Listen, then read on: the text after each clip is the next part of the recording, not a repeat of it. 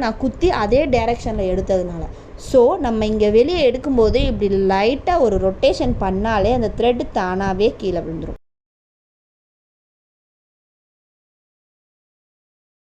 Hi hello friends, good morning. Welcome to Aarthi designer ஆரிவர்.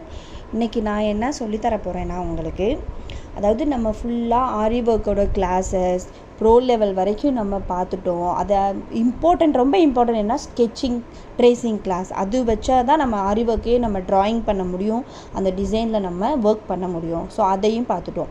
இப்போ எல்லாமே ஓரளவுக்கு பார்த்துட்ருக்கோம்.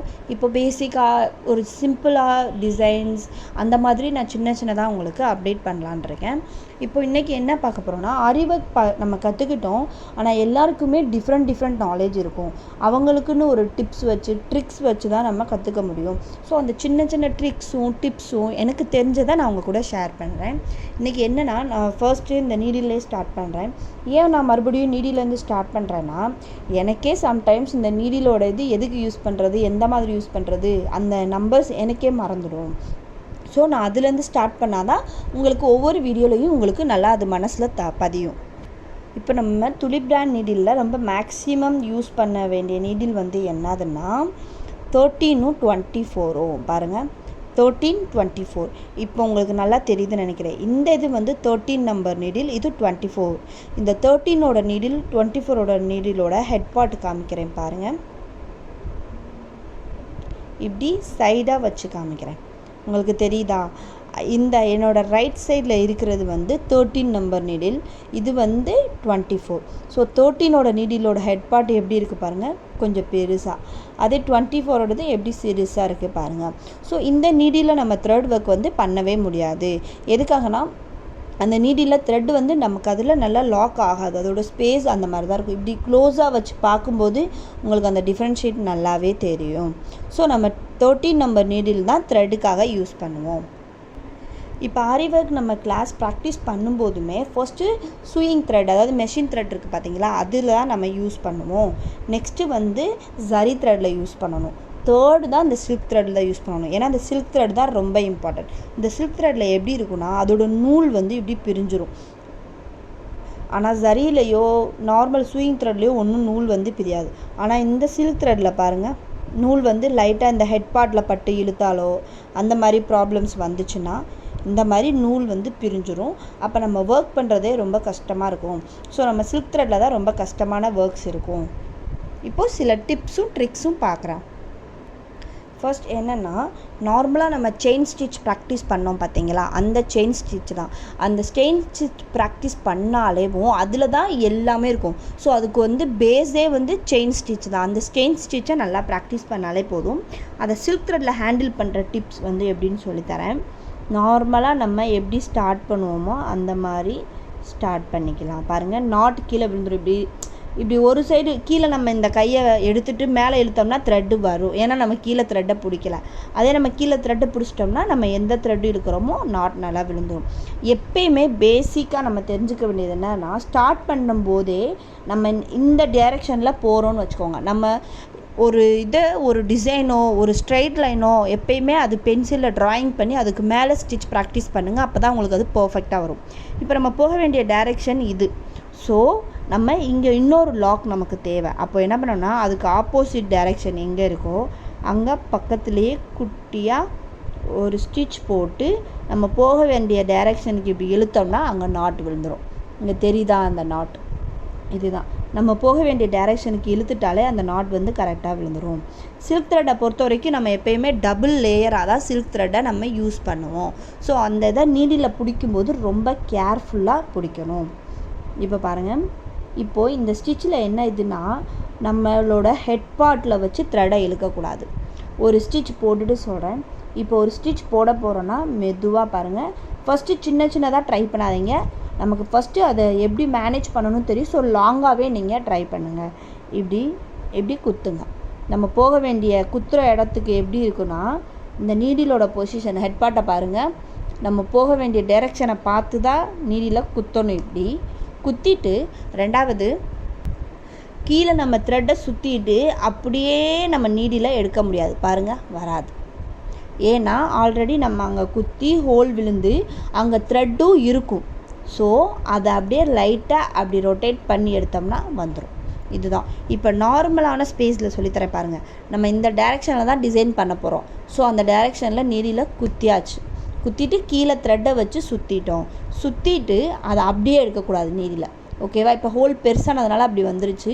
ஆனால் ஒரு த்ரெட்டை வச்சு சுற்றும் போது இங்கே த்ரெட் இப்படி எடுக்கும்போது அந்த இடத்துல இப்படி இடிக்கும். ஸோ இப்படி குத்திட்டு அங்கே த்ரெட்டை சுற்றிட்டு ஒரு ரொட்டேட் பண்ணி அப்படி எடுத்திங்கன்னா ஈஸியாக வந்துடும். ஸோ இதை நீங்கள் ஃபஸ்ட்டு இப்படி ப்ராக்டிஸ் பண்ணி பாருங்கள். இப்போ பாருங்கள் அழகாக அதில் நான் அந்த போக வேண்டியதுக்கு நேராக சேர்த்து குத்திட்டேன். கீழே த்ரெட்டை சுற்றி மேலே எடுக்கும்போது அப்படியே ஒரு ரொட்டேட் பண்ணணும். அதுதான் நம்மளோட சிம்பிள். இது மேலே எடுக்கும்போது அப்படி ஒரு ரொட்டேட் பண்ணோம்னா நமக்கு ஈஸியாக வந்துடும். நம்மளோட த்ரெட் பாருங்கள் அப்படியே எடுத்து நம்மளோட டைரெக்ஷனுக்கு வந்துடலாம். ஆப்போசிட் டைரெக்ஷனில் அங்கே இங்கே போனோம்னா லூஸ் ஆகிடும். ஸோ ஃபஸ்ட்டு ஸ்ட்ரெயிட் லைனில் தான் நம்ம ப்ராக்டிஸ் பண்ணணும். ஸோ இங்கே பாருங்கள் இப்படியே குத்தணும். குத்தும்போது ஹெட் பார்ட் நேராக இருக்கும். இப்படி சுற்றிட்டு இப்படி எடுத்துட்டு இந்த மீட் பண்ணுற இடம் இருக்குது பார்த்தீங்களா, இந்த மீட் பண்ணுற இடம். இப்போ பாருங்கள் நான் இந்த ஆங்கிள்லேயும் உங்களுக்கு காமிக்கிறேன். இப்படி குத்திட்டு நம்ம சுற்றி எடுக்கிற அந்த மீட் பண்ணுற இடம், அந்த நீடில் வந்து உங்களுக்கு தெரியும் அந்த நூக்கோட பாயிண்ட். அப்படியே நம்ம அதே டைரெக்ஷனில் எடுத்தோம்னா எடுக்க முடியாது. ஏன்னா அதுக்கு முன்னாடியே ஒரு த்ரெட் இருக்குது. ஸோ த்ரெட்டு சிக்கும். அதை அப்படியே நம்ம இப்படி ரொட்டேட் பண்ணோம்னா அந்த த்ரெட் தானாகவே விழுந்து நம்ம எடுக்க வேண்டிய த்ரெட் இப்படி வந்துடும். பார்த்தீங்களா? இப்போ பாருங்கள் இன்னொரு டைம் இதே ஆங்கிளில் காமிக்கிறேன். இப்படி குத்தி கீழே த்ரெட்டு சுற்றி அப்படியே எடுக்கிறேன். ஆனால் பாருங்கள் அந்த இந்த பாயிண்ட் இருக்குது பார்த்தீங்களா, அது வெளியே வந்துருச்சு. அதாவது ஹெட் பார்ட், அந்த நீடிலோட ஹெட் பார்ட் வெளியே வந்துருச்சு. ஆனால் த்ரெட்டு சிக்கியிருக்கும். ஏன்னா நான் குத்தி அதே டைரெக்ஷனில் எடுத்ததுனால. ஸோ நம்ம இங்கே வெளியே எடுக்கும்போது இப்படி லைட்டாக ஒரு ரொட்டேஷன் பண்ணாலே அந்த த்ரெட்டு தானாகவே கீழே விழுந்துடும். நம்ம எதுவுமே அதை விழ வைக்கணும் அப்படி எதுவுமே பண்ண தேவையில்லை. அது தானாகவே கீழே விழுந்துடும். இப்போ த்ரெட் இழுக்கும்போது இது சிக்கியிருக்குன்னு சொல்லிட்டு நம்ம இந்த ஹெட் பார்ட்டில் வச்சு இப்படி இழுப்போம். அப்படி இழுத்தோம்னா அங்கே பாருங்கள் அங்கே த்ரெட்டு பிரிகிறது உங்களுக்கு தெரியும் நல்லாவே. அதை இழுத்தோம்னா த்ரெட்டு பிரியும். ஸோ எப்பயுமே ஹெட் பார்ட்டில் வச்சு இழுக்கக்கூடாது. அந்த 2 த்ரெட்டுக்கும் நேராக விட்டுட்டு மிடில் பாயிண்ட்டு சொல்லுவோம் பார்த்தீங்களா, அந்த மிடில் பாயிண்டில் தான் நம்ம விடணும். இப்போ கீழே இங்கே சிக்கியிருக்கோம் அது இது சொன்னால் இந்த ஹெட் பார்ட்டில் வச்சு இழுக்காமல் இப்படி மிடிலாக வச்சோம்னா அந்த நீடில் அந்த த்ரெட்டை எவ்வளோ தூரம் வேணால் இழுத்து நம்ம அட்ஜஸ்ட் பண்ண முடியும். ஒருவேளை த்ரெட்டு கொஞ்சம் தூக்கிட்டு இருந்தாலும் இந்த மாதிரி லைட்டாக இழுத்து விட்டோம்னா அந்த த்ரெட்டு வந்து நல்லாவே அட்ஜஸ்டபிள் ஆகிடும். பாருங்கள் இப்படி குத்தி லைட்டாக இப்படி சுற்றி இப்படி எடுக்கும்போது இப்போ இந்த டைரெக்ஷன்லேயுமே தெரியும். இப்படி சுற்றுறோம்னாலே அந்த த்ரெட்டு தானாகவே கீழே வந்துடும். ஸோ நம்மளோட இது இந்த டைரெக்ஷனில் போயிட்டுருக்கும்போது நம்மளோட தாட் ஃபுல்லாகவே அந்த டைரெக்ஷனை மட்டும்தான் நோக்கி இருக்கணும். பாருங்கள் இந்த டைரெக்ஷனில் போனோம்னா இந்த டைரெக்ஷனை மட்டும்தான் நம்ம பார்த்து போகணும். ஃபர்ஸ்ட் டைம் நம்ம பண்ணுறதுனால ஒவ்வொரு ஸ்டிச்சுக்கும் டைம் எடுக்கும். ஃபர்ஸ்ட் டைம்னால இதே ப்ராக்டிஸ் ஆக அது உங்களுக்கு ஸ்பீட் கொடுத்துரும். ஆனால் ஃபஸ்ட் டைம் பண்ணும்போது கொஞ்சம் பெருசாகவே ஒவ்வொன்றுக்கும் டைம் எடுத்துக்கோங்க. மெதுவாக குத்தி கீழே சுற்றுறது மெதுவாக இப்படி எடுக்கும்போது தான் நமக்கு ப்ராப்ளம். ஏன்னா இந்த கிளாத்தோட த்ரெட்டு நம்ம நீடியில் சிக்கிக்கிறோம். கிளாத்துமே த்ரெட்டுனால ஆனது தானே. அந்த த்ரெட்டு நீடியில் சிக்கிக்கிட்டு நமக்கு கஷ்டமாக இருக்கும். ஸோ ஃபஸ்ட் டைம் பண்ணும்போது பொறுமையாக பண்ணுங்கள். தப்பாக தான் வரும், ஆனால் அதை தொடர்ந்து பண்ணிங்கன்னா இப்போ நான் இந்த டிப்ஸு சொன்னேன் பார்த்தீங்களா, அதை வச்சு நம்ம யூஸ் பண்ணாலே நமக்கு ஈஸியாக கிடச்சிரும். நெக்ஸ்ட் இதை வந்து நான் எப்படி ஒரு பேசிக் இந்த செயின் ஸ்டிச்சை நம்ம பேசிக்காக பண்ணிட்டாலே நமக்கு எல்லாமே ஆரி ஒர்க்கில் சிம்பிளாகிடும் சொன்னேன். அதே மாதிரி பேசிக் நம்ம பண்ண ஸ்டிச்சை வந்து அப்படியே கலண்டு வராத அளவுக்கு பார்க்கணும். ஸோ நமக்கு ரொம்ப முக்கியம் எண்டு நாட் தான். ஸோ இந்த எண்டு நாட் எப்படி போடுறது பாருங்கள். நான் இப்படி வச்சுட்டேன். ஓகேவா? இந்த நம்மளோட பொசிஷனுக்கு ஏற்ற மாதிரியே த்ரெட்டை எடுத்து இந்த அளவுக்கு வச்சுட்டு ஆல்ரெடி குத்துனதுக்கு கொஞ்சம் பக்கமாகவே நம்ம குத்தணும். ஏன்னா நம்ம இப்போ ஸ்டிச் போடல, எண்டு நாட் போட போகிறோம். இந்த த்ரெட்டை நல்லா இழுத்து இந்த அளவுக்கு டைட் பண்ணிக்கோங்க. லூஸ் ஆகிடுச்சுன்னா அது லூஸ் ஆகிட்டு கலண்டுட்டு போயிடும். இன்னொரு த்ரெட்டை எடுக்கணும். சில்க் த்ரெட்டை பொறுத்த வரைக்கும் 2 த்ரெட்டை எடுக்கணும். ஒரு த்ரெட் எடுத்தோம்னா அது நமக்கு யூஸே கிடையாது. அங்கே ஹோல் விழுந்துருச்சு. 2-3 டைம்ஸ் இன்னொரு இதை குத்தி அப்படியே த்ரெடை உள்ளேருந்து எடுக்கிறோம். பாருங்கள், இந்த ஹெட் பார்ட்டில் பட்டதுனால அந்த நூல் வந்து பிரிஞ்சுட்டு அந்த மாதிரி வருது. ஸோ நூல் பிரிஞ்சிருச்சுன்னா நமக்கு அந்த நூல் எங்கே இருக்குன்னே தெரியாத மாதிரி ஆகிடும். 2 த்ரெட் பிடிக்க வேண்டிய இடம் மாதிரியே நமக்கு தெரியாது. இப்போ எல்லாமே பாருங்கள் மிக்ஸ்டாக தெரியுதா, இப்போ எந்த இடத்துல எப்படி பிடிக்கணும்னு தெரியாது. நம்ம எண்ணாட்டில் பண்ணுற மிஸ்டேக்கே இது தான். எண்ணாட் நான் கரெக்டாக தான் போட்டேன், ஆனால் எனக்கு அது கரெக்டாக விழுகலை, கலண்டுட்டே வருதுன்னா இதுதான் மிஸ்டேக். இப்படி சம்டைம்ஸ் நூல் பிரிஞ்சிரும், இல்லை சுற்றிட்டு வரும். அந்த டயத்தில் நம்மளால் கரெக்டாக எண்டு நாட்டை பண்ண முடியாது. ஸோ இப்போ பாருங்கள், எண்டு நாட்டில் இப்படி வச்சு காமிக்கிறேன். இது நான் ஃபஸ்ட்டு யூஸ் பண்ண அந்த நூல், இது செகண்ட் வந்த அந்த நூல். இப்போ இந்த நூல் வழியாக தான் நம்ம இழுக்க போகிறோம். எண்ணாட்டில் வந்து சம்டைம்ஸ் இது வந்து அப்படியே சுற்றிடும். நம்ம ரொம்ப டைம் எண்ணாட்டை ப்ராக்டிஸ் பண்ணுறோம் சொல்லிட்டு இருந்தோம்னா இது அப்படியே சுற்றிருச்சுன்னா அது அப்படியே சுற்றிட்டே போயிடும் நூல். நம்ம கரெக்டாக அந்த இதை பார்த்து பிடிக்க மாட்டோம். ஸோ அப்போ நமக்கு எண்ணாட் கரெக்டாக வராது. ஸோ நம்ம நூல் சுற்றிருச்சுன்னா 2 தையலை பிரிச்சுட்டு மறுபடியும் ஸ்டிச் பண்ணோம்னா அது ஸ்ட்ரைட் ஆகிடும். இப்போ இப்படி வச்சு இதே டைரெக்ஷன்லேயே வச்சுக்கோங்க. வச்சு இந்த உள் பக்கமாக போய் இந்த த்ரெட்டை ஃபஸ்ட்டு பண்ண அந்த த்ரெட்டு அதை நல்லா டைட்டாக பிடிச்சிக்கணும். பாருங்கள், அந்த த்ரெட்டை மட்டும்தான் பிடிக்கணும். அந்த 2 த்ரெட்டை இப்போ எனக்கு இதுதான் ஹெட் நாட் பிரச்சனையாகிறது நமக்கு வராதது. ஏன்னா நூல் சுற்றிருச்சு ஒரு ப்ராப்ளம், இன்னொன்று த்ரெட்டு வந்து அப்படியே கலண்டுருச்சு. ஏன்னா சில்க் த்ரெட்னா அப்படி தான். இப்போ அந்த ஃபஸ்ட்டு போட்ட அந்த த்ரெட்டை பிடிச்சிட்டு கீழே அந்த த்ரெட்டை பிடிச்சி இழுத்தோம்னா எண்டு நாட் விழுந்துடும் அப்படியே. பாருங்கள், ஃபஸ்ட் டைம் நம்ம இதை பெருசாக வச்சு ப்ராக்டிஸ் பண்ணுறதுனால இந்த மாதிரி பிசுறு வந்து நீட்டிகிட்டு இருக்கும். அந்த பிசுரை என்ன பண்ணணும்னா இப்படி கீழே அதே இடத்துல நீடில் இப்படி நீடில் குத்தி வெளியே எடுத்துட்டு அந்த த்ரெட் ஹெட் பார்ட்டில் வச்சு அதை உள்ளே இழுத்து விட்டுறணும். இல்லைன்னா அது அசிங்கமாக தெரியும்ல, 2 இது தூக்கிட்டு இருக்க மாதிரி. இப்படி இழுத்து விட்டோம்னா அது அதோட பொசிஷனில் நேராக போயிடும்.